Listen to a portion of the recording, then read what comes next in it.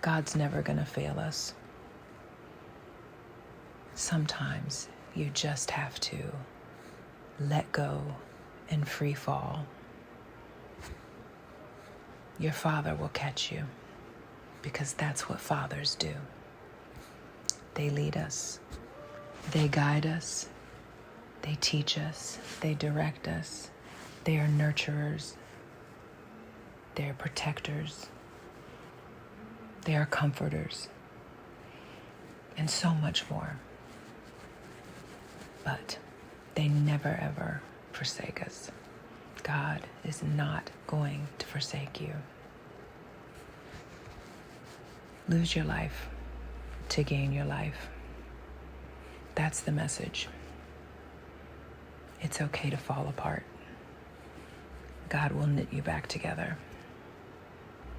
I love you.